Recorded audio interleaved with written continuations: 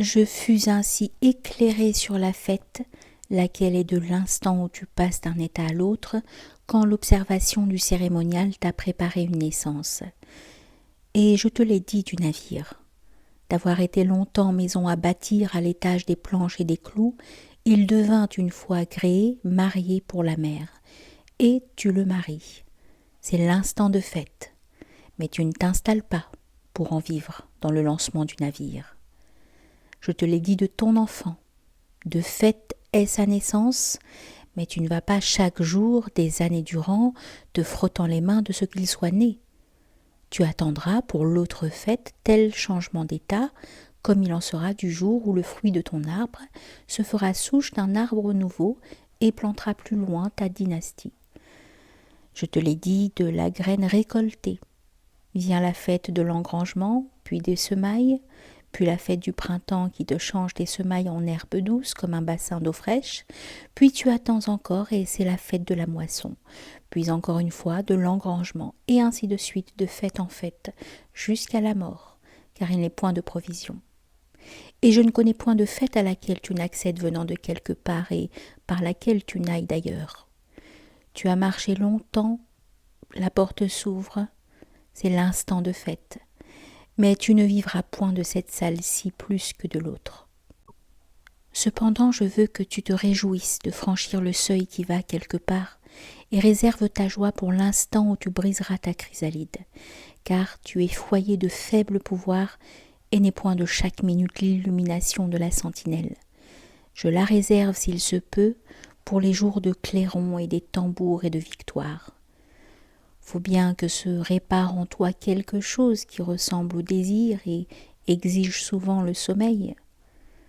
Moi, j'avance lentement, un pas lent sur la salle d'or, sur la dalle d'or, un pas lent sur la dalle noire dans les profondeurs de mon palais, me paraît si terne à midi à cause de la fraîcheur captive, et me berce mon propre pas. Je suis rameur inépuisable vers où je vais, car je ne suis plus de cette patrie.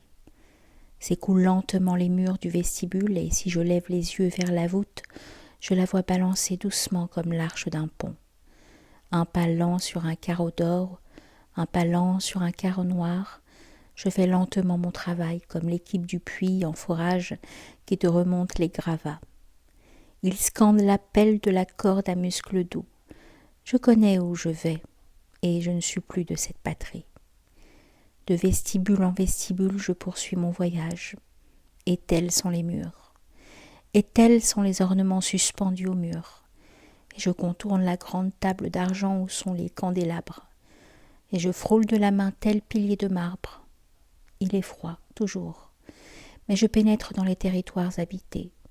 M'en viennent les bruits comme dans un rêve, car je ne suis plus de cette patrie. Douces cependant me sont les rumeurs domestiques. Te plaît toujours le chant confidentiel du cœur? Rien ne dort tout à fait. Et de ton chien lui-même, s'il dort, il arrive qu'il aboie en rêve, à petits coups, et s'agite un peu par souvenir. Ainsi de mon palais, bien que mon midi l'ait endormi. Et il est une porte qui bat, on ne sait où, dans le silence. Et tu songes au travail des servantes, des femmes, car sans doute est-ce de leur domaine.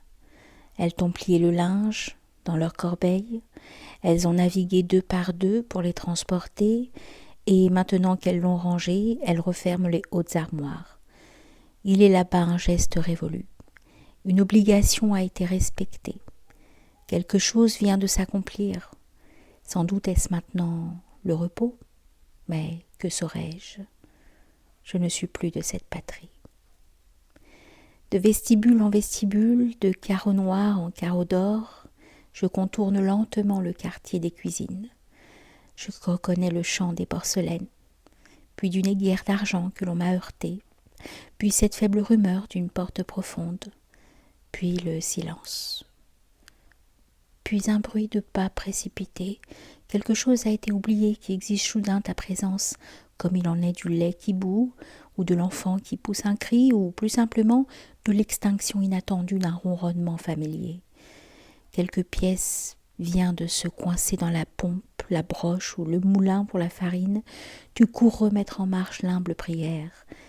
Mais le bruit de pas s'est évanoui car le lait a été sauvé, l'enfant a été consolé, la pompe, la broche ou le moulin ont repris la récitation de leur litanie.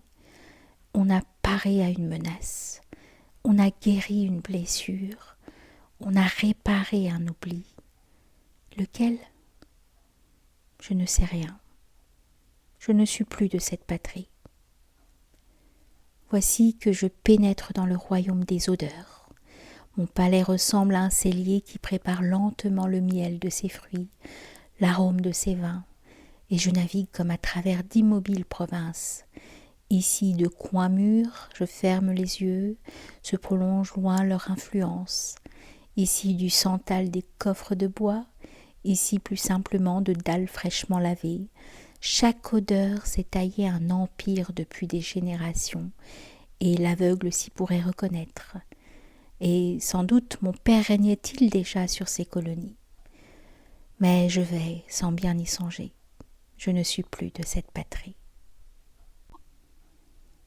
L'esclave, selon le rituel des rencontres, s'est effacé contre le mur à mon passage. Mais je lui ai dit dans ma bonté « Montre-moi ta corbeille », afin qu'il se sentît important dans le monde. Et de l'anse de ses bras luisants, il l'a descendu avec précaution de sur sa tête. Et il m'a présenté les yeux baissés son hommage de dattes, de figues et de mandarines. J'ai bu l'odeur, puis j'ai souri. Son sourire alors s'est élargi et il m'a regardé droit dans les yeux contre le rituel des rencontres. Et de l'anse de ses bras, il a remonté sa corbeille, me tenant droit dans son regard. « Qu'est-il, me suis-je dit, de cette lampe allumée ?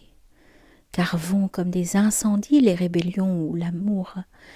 Quel est le feu secret qui brûle dans les profondeurs de mon palais, derrière ces murs ?» Et j'ai considéré l'esclave comme s'il eût été abîmé des mers. « Hé !»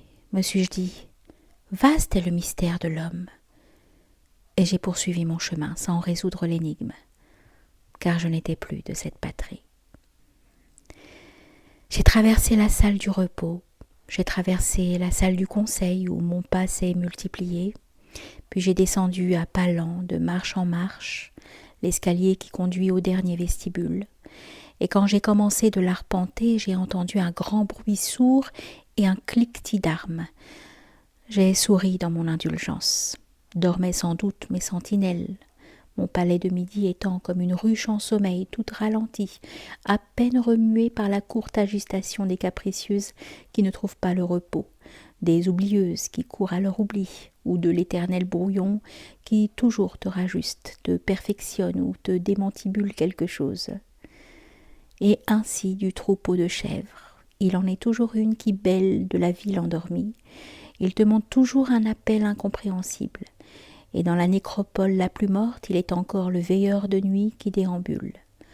De mon pas lent, j'ai donc poursuivi mon chemin, la tête penchée pour ne pas voir mes sentinelles en hâte se rajuster, car, peu m'importe, je ne suis plus de cette patrie.